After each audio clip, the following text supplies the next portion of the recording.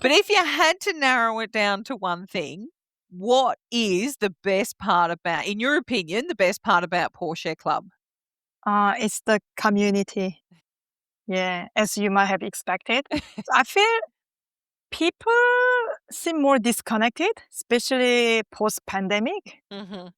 And Paw Share Club really helps pet lovers to find their tribe Yeah. and build real friendships and connections. And I want people to feel less lonely on Paw Share Club. Yeah. And yeah, so it's more of like reducing the loneliness of pets and people too. No, that is, and it's what you put in really is what you get out.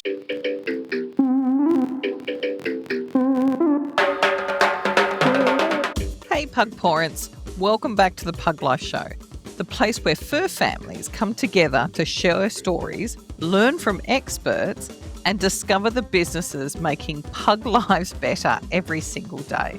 And speaking of businesses that love pugs just as much as we do, this podcast is brought to you by Pug Parties, because your pug deserves to be the best dressed at the party. Pug Parties has the most adorable pug-fitting, harness and toilet-friendly outfits that are made with your little one in mind. So go check them out at pugparties.com. Your pug will thank you for it. Now today I have a truly special guest. Ali is the founder of Paw Share Club, a platform built on something we already know is true in this community. Dog lovers take care of each other. Now, Paw Share Club turns that spirit into a real fair system. You help a dog parent with a walk or a sit and you earn points. When your pug needs care, you use those points. And if you don't have a puppy yet, your points are waiting for you when it's time for another fur baby to join your family. Or you can redeem them as gift cards. I mean, it's awesome. It's pet care reimagined through the power of community. So, before we zoom in, don't forget to subscribe to our newsletter. You'll find the link in the show notes so you can be the first to know when the next episode lands and get access to loads more pugtastic goodies. Hello, Ali. Thank you so much for coming on the Pug Life Show to talk about Paw Share Club, which is awesome. Thank you. Thank you for having me here. Oh, no, this is amazing. So we met by complete happenstance at Bark Park at the end of last year. And our friend Rosie, Kenji and Buster love going to Bark Park. Our friend, our Chanel sort of said, you need to meet Ali. You should have a look Yeah. at this amazing service. Mm. And I'm so glad that we could finally get our calendars to work so that you could come on and talk about Paw Share Club. And I'm sure everyone's going, what in God's name is that? And that's fine. We will get to that. But first things first, one of my favourite questions. Tell us a little bit about yourself and your fur family. Yeah, sure. So I am Ellie. I'm the founder of Paw Share Club. And I've got a 2.5 years old black Labrador who changed my life. I know they do, don't they? And Yeah. labs are beautiful. They have the eating voracity of a pug, but a Yeah. bigger body to deal with it. Yeah, 100%. Yeah. So basically, I was fostering my Labrador for about a year as a foster carer through Vision Australia. Oh, So he was nice. born to be a guide dog Yeah. puppy. And I raised him for about a year. And he went back to Vision Australia for a couple of months to go through a comprehensive guide dog training. Wow. And later on, he didn't pass the test, the difficult guide dog test. I've heard like the attrition rate is quite substantial. I know. Yeah. So he wasn't meant to guide a person who was blindfolded and he was not really confident enough. So, yeah, he just failed at this stage. And I got a call from the organization whether I would love to adopt him. And, you know, Oh, I had to say yes. oh, it's happily ever after. That's all that matters. He got to come home. Mm, Maybe that was why he failed on purpose. I know, right? But I would like, have put it past him. "Oh, I've got this choice. I can go home to mum or I can yeah, stay here." yeah. So he's my very first dog in my life. I was not raised with dogs at all in my family. And very first dog, right? So you can imagine how special he was to me. Oh, yes. Your And first one steals 2/3 of your heart. yeah, my firstborn, Yeah. basically. First third child, so important. Yeah, that's right. 100%. Yeah. So I came from South Korea originally and moved to Australia when I was in my early 20s, more than 10 years ago, and with one suitcase. Oh, that Like, is incredible. Now you have a suitcase and a lab. yeah. I mean, yeah, there was a big gap between Yeah. those situations, but yeah. So one suitcase, no money. Basically, I had less than $1,000 in my pocket Oh in my cash. god, that is incredible. Yeah. And no connections. I didn't know anyone and no English, no qualification. I was really brave Oh my god, I was in just my early about to 20s. say, Ali, I was in the Navy for 15 years and I thought it was brave moving out of my small town in Tasmania and Yeah. going to the mainland and joining the Navy. You, hands down, much braver than me. Yeah. Yeah. So I literally started my life here from scratch. Ugh, Yeah. So like I used to work as a cleaner, kitchen hand, like waitress, farmer in regional Victoria and Queensland. wow. And I got into management and e-commerce business, software engineering slash IT. So I worked really hard Gotcha. to change my life in many ways. And Gulliver came into my life when my life became more stable, and he became the reason that Paw Share Club was born. So it was I was gonna say Gulliver? Did you say Yeah, his name? Yeah, that's right. like Gulliver's Travel. I know a lot of people think Yes. it's Oliver because Gulliver is very uncommon name. It is, but in the back of my mind, I was thinking, I'm sure his name was Gulliver, which does kind of fit Yeah, with your last 10 years, which is just incredible. yeah, So he was the inspiration to Paw Share Club. Not surprised at yeah, all. Pug Parties was inspired by my pugs. So yeah. now tell us about how Paw Share Club come around. Yeah, so basically, I was in a beautiful volunteer community in Vision, Australia. Mm. So all the foster carers would look after each other's foster puppies whenever someone needed to be away for holiday or work or emergency situations. So when I was fostering him, I was still in corporate world, traveling, like flying to other states Yeah. every quarter. And in 1 year, I think I flew 5 times. Oof. That's why I had to be a foster parent rather than a permanent Mm. dog parent, right? And I wanted to understand what dog ownership was like Yeah. before having a full time commitment. And it's good to help the community in some way, right?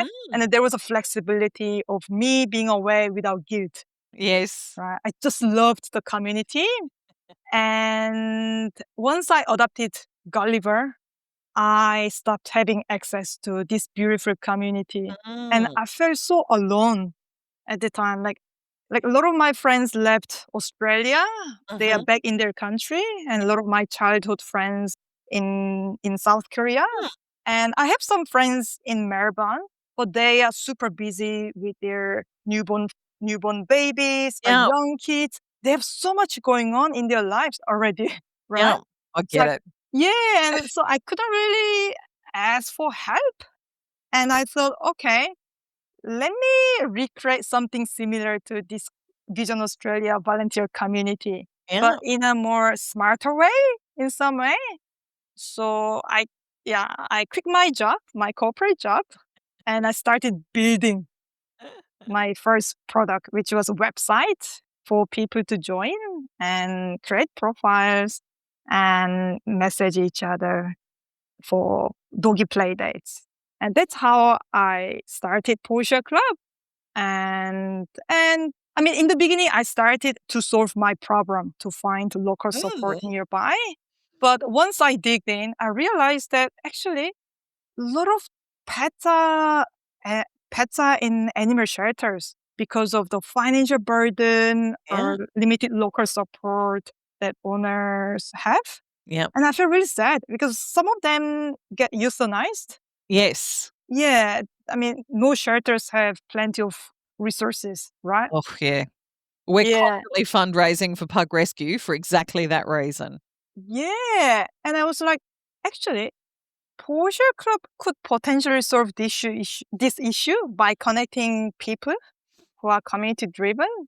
Yeah, cost of living is going through the roof. The petrol price is going Yeah. up and the inflation is really high. And I thought pet sitting is one of the expenses that community can help. Like we need, as a pet owner, we need to pay for vet Yep. expenses and food and so on. They are non-negotiable. Yep. But maybe pet sitting is something that we can actually solve without having too much money. Mm. So we have money for vet cost. Yes. So we don't have to make a really tragic decision Mm. later on if we need to decide. No, it's Yeah. wonderful. As we were talking before we come onto the show, Mm. I've counted myself as a very lucky Mm. pug parent. I have friends and family who would happily look after and have happily looked after the pugs that I've had over the last 20 years. Mm. Amazingly, even when I was in the Navy, and I have Mm. to admit, sort of being in the Navy, there were points where Fat Dog had to fly to Melbourne. So I was living in Perth at the time, and my ship had been sent to the Middle East. I was there during the Iraqi war, and I was away Mm. for 6 months, and so I had to fly Fat Dog back east to my family who then looked after him for 6 months. Mm. So I was incredibly lucky that I had that network, and now living in Melbourne, Melbourne Mm. has a great pug sort of playgroup community. So same thing again, you can Mm. put the call out and say, "Hey, can anyone look after the pugs?" But I've got Rosie and Kenji, and then we're also fostering Buster. Mm. Sometimes that can be a lot of pug for someone who's probably only used to one. I know that I've puppy sat for friends where their pug was 2 and Mm. Winston and Charles were 10. Um, Mm. and the and Winston and Charles were quite these were my previous pugs. They were quite active, but it's not until you put a 10-year-old pug up against a 2-year-old pug that you realize that the inverted commas active is actually not the same. So Yeah. but no one there's constantly I see within our playgroups, people putting a call out saying, "I need someone like my sitter has fallen through. I need someone who can take my pugs because we're about to go away, X, Y, and Z." And you can be paying anywhere between sort of $50 and $70 a night if you're getting someone to Mm. house sit. And then on top of that, you have the cost of if you were to go to a lodging facility. Um, Mm. We've never as I said, we've been quite lucky, and I'm not sure I would ever take one of my pugs to a kennel only because Mm. they're so precious. Yeah. I'm happy to admit they are so precious that a Yeah. kennel environment wouldn't work for them.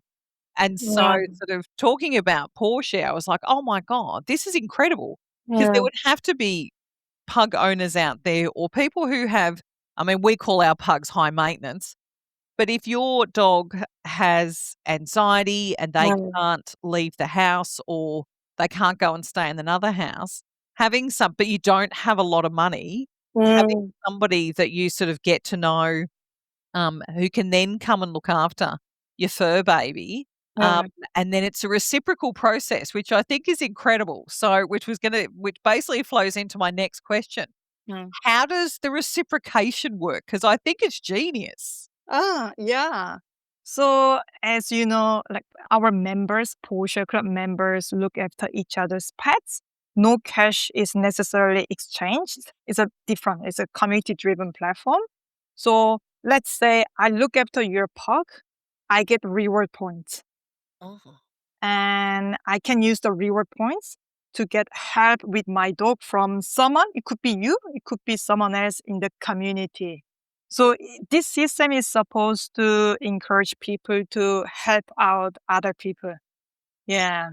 there should be some kind of incentive or motivation in some way. Mm-hmm. And a lot of people told me in the beginning that they are a bit afraid of burning bridges, Mm-hmm. but I keep asking for help Yeah. in some way. And also some people said, oh, their friendship changed once one party started taking advantage of the system a bit more than others. So Mm. they wanted to have fair system. That's how I started adding reward point system. So in early stage of Paw Share Club, we didn't have reward point system at Yeah. all. Yeah. But I think it's, as I said, I think it's amazing. It's such a great way, because you don't feel like you're getting taken advantage of. And especially even if it's just a perception and it's Yeah. actually not the truth. Like I've got friends who I will dog sit, and their dogs aren't pugs, but they travel for work. So especially it is one of the challenges if you're in a corporate job that requires you to travel on a semi-regular basis. And it's really annoying because it's only ever 1 or 2 nights, and the thought of having to go and find, like, having to take them to a kennel, or that's like if you can set up a regular arrangement where it is reciprocal. And to be brutally honest, Ali, there have been nights where I wish someone would have taken them away because I've had enough. Like, if someone banged on my door and said, "Hey, Donna, how would you like me to take Rosie and Kenji and Buster off your hands for a night?" I'd say yes. Yeah. Sometimes you need a break.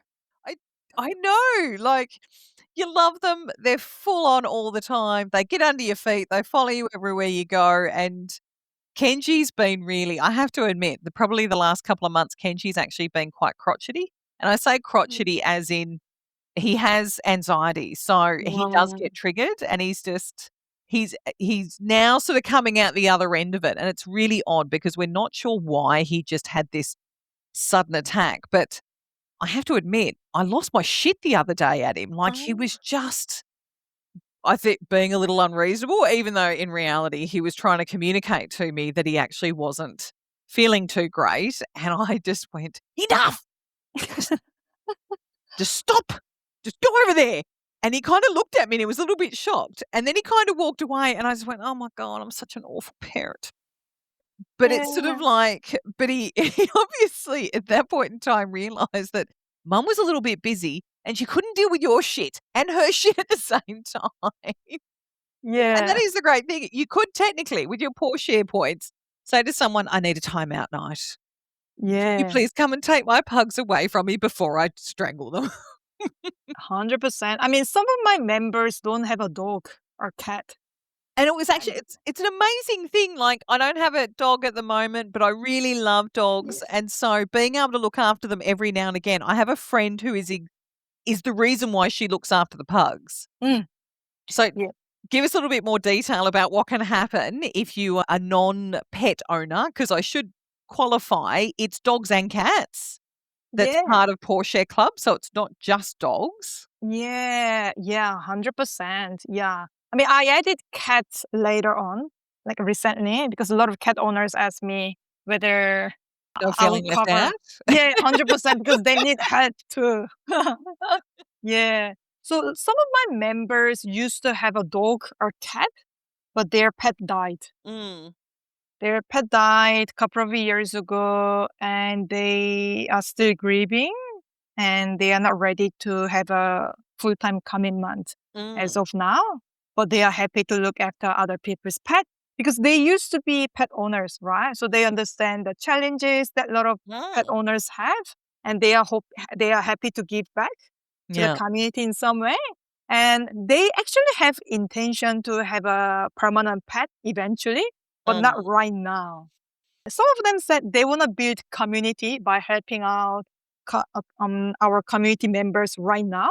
So Yeah. when they need help, they can get help easily. No, Yeah, I they're think very smart. I think it's fantastic. So because Fat Dog was my first pug like 20 years ago, Mm, scarily, and we lost him. So he was old age, but it was sort of like it happened a bit more suddenly than what we were expecting. mm, And Andrew and I sort of at that point in time, we just said, you know what, we were both at sea. It was the last time we'd both had sea time before we retired from the Navy. And so we were like, we're not going to get another pug now. It would be unfair to do that. Yeah. But that didn't stop me from accosting every pug owner that walked down the street in Sydney for the next 2 years because you love the snuffles and the cuddles and the Yeah. kisses and you just that I don't think that ever goes away. And so being able to look after somebody else's pet, whether it be a dog or a cat or specifically a pug, it Yeah. does and to be honest, like when they come and stay with you, they're like your kids. They're really well behaved for auntie and uncle. Mm. They're awful for you, I know. but they're so wonderful and they're so cuddly and they just love you. And you get to feed them up and give them all the treats that they're not meant to have, and then you hand them back. It's like to me, it's the perfect situation. Yeah. And then you don't say goodbye to them forever, right? They Yeah. will come back to you eventually, especially when they live near you in some way. Oh yeah. Yeah. And I had a chat with one member saying that like she never had a dog in her life and she's looking to have a dog. And but she doesn't know what kind of breed she wants to have. Oh, try before you So she wanted to, buy. yeah, that's right. That's such Such a a good idea. smart idea. Like fostering, I highly recommend people to foster as well. Such Yeah, a great idea to get to know about what kind of dog you would like to have, absolutely. I mean, right? my listeners know I grew up with hunting dogs.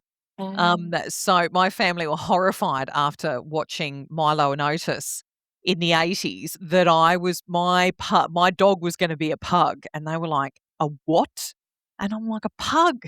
They're awesome. They're so loyal," all of that stuff, but I was in my 20s before I could, and then Fat Dog came along, and then my parents and my dad was obviously the one that had the hunting dogs. And the first time that they met Fat Dog, my mum is not a huge dog person. And even she said, there is something about that dog. I don't know what it is, but you can't say no to him. He that was his thing. And Mhm. my dad absolutely adored him. And it was like every person that ever met Fat Dog just went, oh my God, I want a pug. And I'd be like, just be aware, pugs can be high maintenance. They're not a dog that you go into lightly, and it's Mm. we've had friends from rescues that we've worked with previously on previous seasons, and one of the key things that they constantly talk about is do your research. Make sure you understand what you're getting yourself in for, but more importantly, talk to other people who have the breed and have had the breed for quite a long time so they can tell you all the not so glamorous stuff.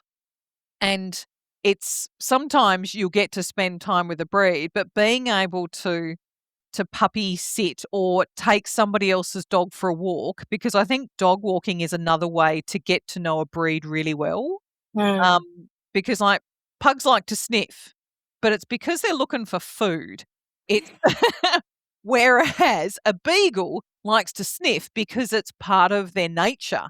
And if you're the sort of person that likes to go running for fitness, maybe a pug or a beagle is not the dog for you. Like Yeah. you need something that's more active all the time. But if you like a dog that likes to curl up like a croissant on your lap, the pug is for you. Or if you wanna I mean, I have to admit, we did have a lab at one point in time because British labs, which we were talking about the difference between Yeah. where Labradors come from. We had a British lab, but she was actually quite a good hunter. But as you were saying, American ones are actually the better breed or portion of the breed, if I remember correctly. Mm.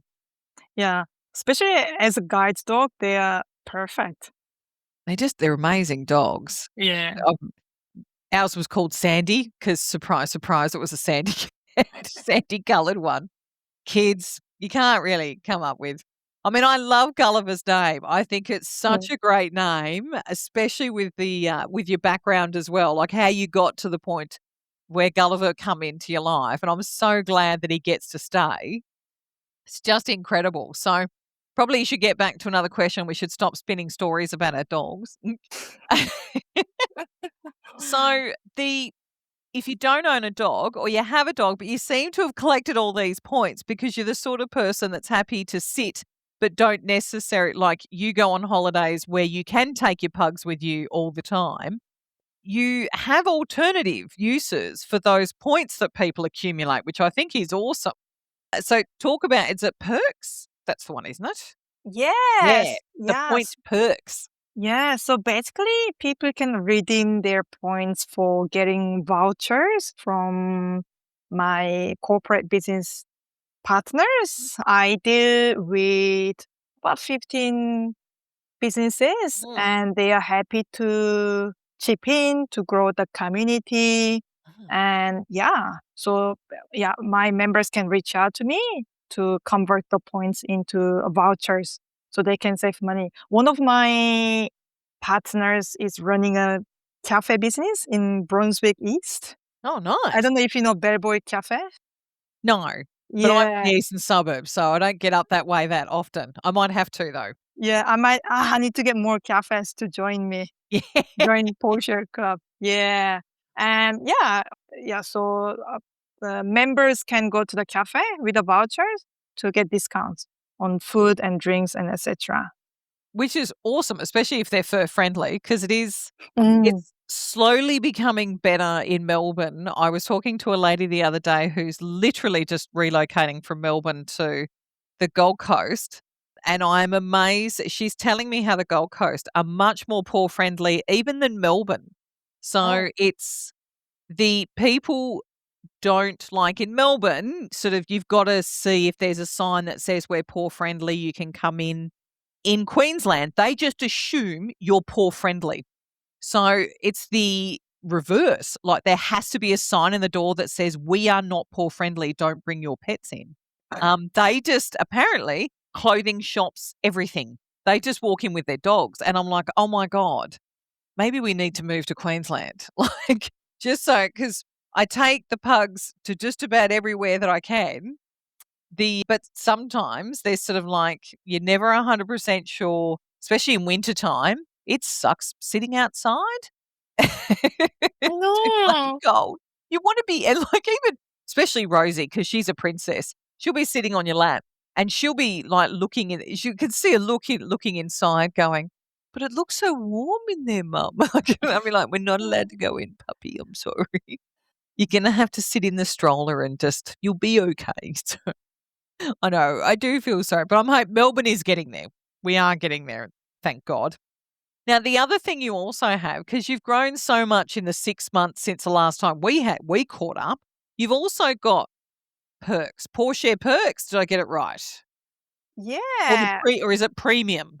Yeah, premium. Yeah, that's Yeah. right. So basically, I organize a monthly community event, sometimes like few times a month. And Paw Share Club members can join those events for free. And usually people need to pay like 5 to 15 or $20 per ticket, and the profits go to animal shelters. But for Paw Share Club members, this is waived. These fees are waived. And also, some vouchers, and also a lot of my members can have access to discounts, like with nose insurance, pet Yeah, insurance, yeah. I and think I saw there were about 3 different types of insurance. No, 2 that I to could see, 2. There's doggy daycares, there's food, and I'm just trying to think where it was. It's the pet massage. I know Rosie and Kenji, and probably Buster too, would absolutely go for that one, without. Plus there's also dog training, like it's incredible, like just sort of, and to only, so how much is the premium membership? yeah, so it's $19 per month, about $19 per month, Yeah. and about $99 per year. So a lot of people who use Paw Share Club perks often, they would want to have yearly membership.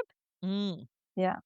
No, no, it's just absolutely incredible. It was sort of, and I mean, because I can see the profile photos and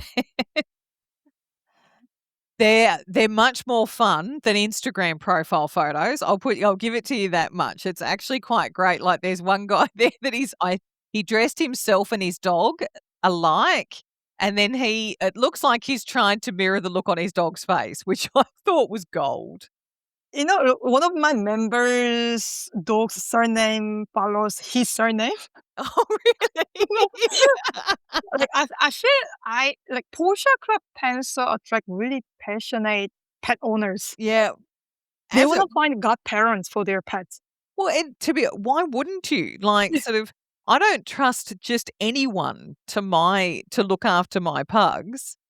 So I'm sort of having something like Paw Share where and to be honest, like my dog community, my pug community, the reason why we have a pug community is because nobody else gets pugs like other pug parents. Like most other our Frenchie parents do get us too, obviously, so that they're the same. But like having a chat with a Doberman mum in a park, they're going to look at you and go, what the hell's going on with your dog? And I'm like, it's a tenth the size of your dog, and they're trying to keep up. And surprise, surprise, after about 10 minutes of pug sprinting, they're done. Like, Yeah. unless you're Kenji, he will get to about 20 meters and then he's done. Like, he goes like the whole hog. He really does love running, but Yeah. he can't have everything. But you don't trust your fur child to just anyone these days. 100%. That's why Paw Share Club actually asks people to create comprehensive profile. So Mm. people get to know other members and message each other and catch up with each other for doggy play date to get to know each other. Yeah. We wouldn't want to deal with a stranger when it comes No. to pet sitting for our fur babies. Gotcha. And it's because the offer is walking dogs sitting in your own home or they come and stay at your place. Yes. And so you would expect to do a significant amount of research for any of those things because one, if it's dog sitting, your dog could be run over if the person who's walking them doesn't understand like pugs have no sense of traffic. You don't want a person coming into your house that you wouldn't trust to be in your house, let alone look after your dog. And nor would you want your dog to go into somebody else's house if you thought for a second that the house didn't have the like gates or a doggy door or, like pugs need air conditioning when it's 25 degrees outside. Like because I have created our profile, all three, like I've even put Buster in there because even though he doesn't actually technically belong to us, he does live with us. So if someone was to look after them, they need to know about the fact that he's deaf and blind. And that, believe me, gets tricky at times, having people understand that he's very smart and he knows our house very well, but he can't go and stay in another person's house for one night. He needs the ability to be able to walk around. And as much as he loves young kids, he can't be around young children because he doesn't know where they are and he barrels into them and the kids trip over them and sort of you don't want any of that sort of stuff happening. And so this is why sort of building a relationship with someone that, I've gone through my list of friends and family and nobody can look after the rat bags while I'm away for the weekend. As I was saying beforehand, we almost had that situation at the start of the year. If my nephew couldn't look after them, I was not going on this weekend trip. I was staying at home because we couldn't take the pugs with us. Yeah. I mean, I've talked with a lot of couples who haven't traveled with each other for a long time because of that. Oh, wow. Yeah, one of them would need to stay at home with their puppies or cats. Yeah, it's And I'm crazy. like, it's sad. And usually we're like, if thank God Airbnb, you can have your pets with you. But this particular trip, Andrew is a mammal. And so where this ride was, we couldn't get a place that was friendly for dogs. So we were just sort of like, okay, this is the decision we have to make. And we would have made it, but luckily our nephew was able to cover it. I have to admit, I was more nervous than Andrew. Like Andrew's nephew's 17 and we've known him his entire life. And I'm not saying that I don't think he's trustworthy, but it's just like one pug to one 17-year-old. Yeah, pretty. Yeah. Two, yeah, okay. Rosie and Kenji are pretty self-sufficient. Feed me, pat me, let me sleep on the couch with you. give me treats. I'm pretty much set there. But like with Buster, I wasn't 100% sure because he has so many more needs. But his girlfriend offered to stay as well. So I thought, yeah, two to three, that should be okay. And from my understanding is that they barely moved from the couch the entire weekend. So that to Rosie, Kenji and Buster was pretty much their idea of the perfect weekend. So I had no reason to be worried at all. Yeah. But we are moms, right? We worry Yeah. about for everything, right? God, yeah. Like people, I don't have children. I have a stepdaughter.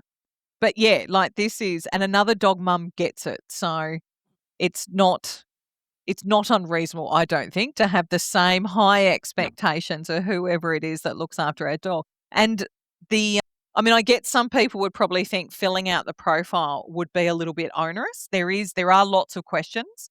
Yeah. But Even dog knowledge test. yes, I haven't done the dog knowledge test yet. I've got to do that, but but I agree. Like the more information that's in there, because I know that I would be looking to match with people who have brachycephalic breeds. Because my expectation is they would know about the way they eat. They would know how to do the puppy Heimlich maneuver, which we have perfected over many years because pugs scoff, they don't chew. And so it's all those kind of nuanced things that in this sort of environment, I could actually go, yes, I've got a good chance of finding someone who I can trust to look after the three terrors. It's just so probably one of the questions that I can hear rattling around in the listeners' minds is, where is Paw Share Club? Is it Australia? Where is it? Where does it's covered? It's Australia-wide business. Very cool. However, some people from US joined the platform, surprisingly. A lot of traffics are coming from US for some reason. Wow. Maybe they want something similar. Yeah, I mean, they have large population, right? And I can see, hopefully I attract more Australians or people in Australia. I mean, I mean, majority of people on Paw Share Club are based in Australia. But I do want to comment that, a lot of people outside of Australia are interested in this sort of arrangement for sure. Nah, And it's hopefully it awesome. can go global. Why not? I say, why not? It's such a simple concept. God knows why somebody hadn't thought about it before now, which is more kudos for you for thinking about it and doing it. Yeah. So, because the other thing, some of your events I just absolutely loved. I think I saw on Instagram a little while ago that you had a dogs and parents, was it love match? Was it for Valentine's Day? You did like it was a Valentine's Day with the puppies, single parents, and it was puppies, bring your parents to meet another puppy parent. Yeah. Yeah, it was a couple of weeks ago. So it was my first attempt. Yeah. Try to organize a meetup for single pet lovers. Because I talk with a lot of pet lovers generally for my business. And a lot of people said, Ellie, I love my pets, but it's really hard to be on a date. Oh, yeah. I need to walk my dog at specific times. Yes. I need to feed them. I cannot ask my busy friends or family for that all the time. Yeah. So it's really hard to have love life. And I feel a little bit stuck. I love parenting journey, but also I miss human connections as well. And so I thought, okay, let me organize something for you guys, right? That is awesome. Well, because you could both walk together.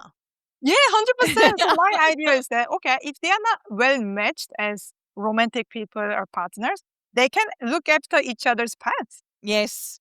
No, as I said, I thought it was a great idea. I mean, I have to admit, when Andrew and I started dating, I knew about his daughter and he knew about Fat Dog.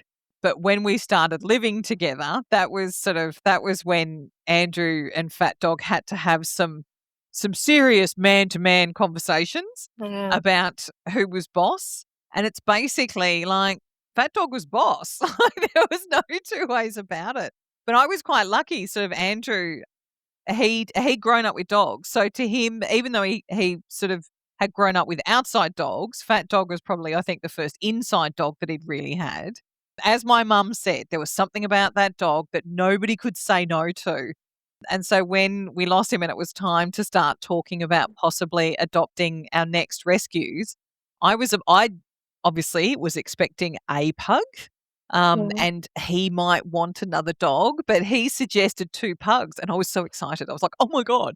And then he went out and found Winston and Charles. I hadn't even had time to start looking at all of our rescue friends to see if anyone had available. And because Winston and Charles were bonded, so they had to be adopted together. And so it was just sort of like, don't get too excited. It might fall through. Don't jinx it. Don't jinx it. So we were quite lucky that, and Andrew would come on walks with us and do all that sort of stuff. But it is tough. Like dogs, there's an old saying, like cats thrive on chaos, dogs thrive on routine.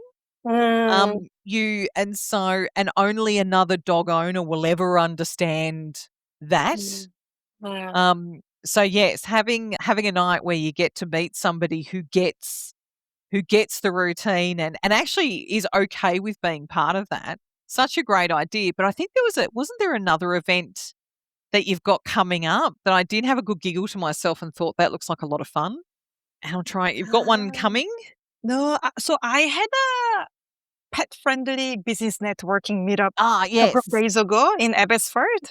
Maybe, yeah. That was probably the one that I saw and I thought, I would have loved to have gone to that if I wasn't already booked. But I will be keeping an eye out for the next one because same thing again, like when you've got a dog business, you are, even though you, like me, I sell pet clothing, I could be talking to another clothing brand, but to be brutally honest, selling clothing for your pets is very different, or it's a different audience to that of like a human child, even though they're technically the same size. So it's wonderful. Like people who have a pet business or are thinking about getting into a pet business, the Paw Share Club networking events is another great way of being able to connect where you didn't think you would know anyone. Yeah, 100%. And then also many attendees are in AI or tech. Oh, wow. Not necessarily, in pet industry only. I mean, I would say 70% of attendees are in pet industry. Yeah.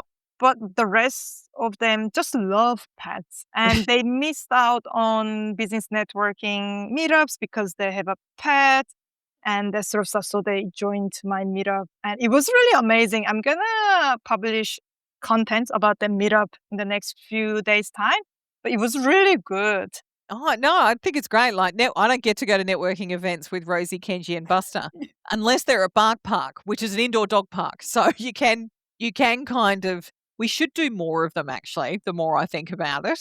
It's definitely a great idea, like being able to do a networking thing. And to be honest, you should be able to do a networking thing regardless of what your industry is and still be allowed to bring your fur babies, even though I'm not sure that the cats would appreciate being made come to a networking event. Yeah. That could be a bit crazy. Yeah. Yeah. And a lot of attendees build collaboration at the event. So they are going to have a partnership together, which was amazing to see as an organizer. And in the next couple of months' time, I'm planning to organize a pet first aid workshop with a certified trainer. Good. Yeah. Andrew and I did, and it's funny because we did ours when we first had Winston and Charles, so it'd be like 15 years ago. And we use what we learnt from that workshop all the time. Like and I have thought about getting a pet first aid team on to talk because basically the key thing we learned how to do mouth to snout resuscitation, which is hard. Like, don't get me wrong, it's hard. The chest compressions, and to be honest, the thing that we've learnt the most is the Heimlich maneuver because pugs, as I said before, they scoff, they don't chew. Every now and again, they take a bigger bite than what they should and they start to gasp for air. And so we know how to dislodge it. And to be honest, at the time, Andrew and I thought, we're doing this because we were working with rescues and we're parents to adoptive pugs. We need to be responsible pet owners. and yet we have used it so much. I can't remember what we paid for it. Worth every cent. Mm. Absolutely worth every cent. I don't know how you do the Heimlich maneuver on a Labrador, though. Like, at least with a pug, you can kind of stand over them and do it. But trying to get over Gulliver, my God, that'd be hard work. Yeah, that's right. And with the event that I'm organizing in the next couple of months, we will have a business networking meetup as well, right after Nice. the course. Because I expect a lot of pet business professionals to join Yeah. the pet first aid course. They will get a certificate, real Mm. certificate, and they get to mingle with other business owners to have a potential collaboration. No, we'll have to. Well, let me know when it is because I should, as I said, I should probably come and brush up on my skills. It's been quite a Yeah. while. But even pug parents in general, it is such a great tool to have in your kit that, and it's, as I said, it's so worth the money. Ali, it's been so wonderful talking to you. I always have this question about businesses like, what's the best part about Paw Share Club? But I'm actually not sure you can narrow it down to one thing. But if you had to narrow it down to one thing, what is the best part about, in your opinion, the best part about Paw Share Club? It's the community. Yeah, as you might have expected. So I feel people seem more disconnected, especially post-pandemic. Mm-hmm. And Paw Share Club really helps pet lovers to find their tribe Yeah. and build real friendships and connections. And I want people to feel less lonely on Paw Share Club. Yeah. And yeah, so it's more of like reducing the loneliness of pets and people too. No, that is, and it's what you put in really is what you get out. No, Yeah. that is fantastic. Thank you so much for coming onto the show, Ali. Now, I can imagine everyone's probably screaming into their phone right now. You've talked about all of this. How the hell do we find Paw Share Club? So, where can our listeners find you? Yeah, so you can go to our website, pawshareclub.com,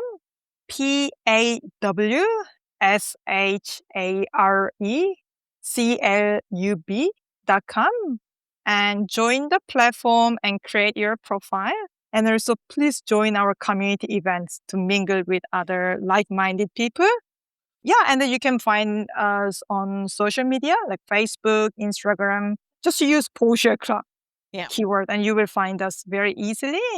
And Eventbrite too, Eventbrite and Luma.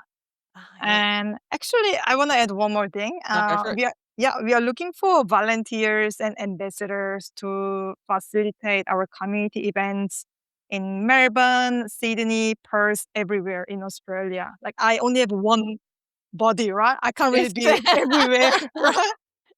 A community leader, by the sounds of it, is what you need. Yeah, 100%. And also, I'm looking to collaborate with a lot of animal shelters and see what I can do for them. Because I noticed that a lot of animal shelters struggle to find foster carers. Mm-hmm. And a lot of foster carers or people who are interested in fostering said to me, oh, but they need to be away from home for work a couple of times a week and Yeah. they don't know what to do. And some people had to hire paid pet sitters. Oh, God. And there is a really big blocker for people to get into this sort of volunteering arrangement. Mm. But if Paw Share Club can help those foster parents or yeah. foster volunteers to be more like flexible when it comes to looking after pets Yeah. through shelters, I think they would be really amazing. It's a win-win, and the best winners are pets. God, yeah. They've already got they're building their new fur family, or in the pug world, we call it a grumble. They're expanding their grumble, one human and other dog at the time. So that's just incredible. Thank you so much for coming on the show, Ali. I'm looking forward to giving Paw Share Club a go. Thank you. Very shortly, and please give Gulliver a big hug for me. I love that. Sure, I will. Thank you for having me again. Yeah. Nah, thank you. Yeah. And that's a wrap on today's episode of the Pug Life Show. A huge thank you to Ali from Paw Share Club for joining us. If you've been nodding along thinking, I need this in my life, then head over to the Paw Share Club and get yourself signed up because your pug deserves the best care. And to be honest, so do you. Now, we absolutely love hearing from our pug community. So if today's episode gave you all the feels, come and share it with us over in our Facebook group, the Pug Life Show Podcast. We'd love to know what you thought. And if you haven't already, please follow the podcast so you never miss out on the next episode. And while you're at it, leave us a review. It only takes a couple of seconds to give us a 5-star review, and it goes a long way to helping other pug parents find us. The more parents we reach, the bigger and better this community becomes. And that's what the Pug Life Show is all about. Rosie, Kenji, Buster, and I hope you'll join us again very soon. But until then, have a pawsome week. And humans, be generous with the snackies.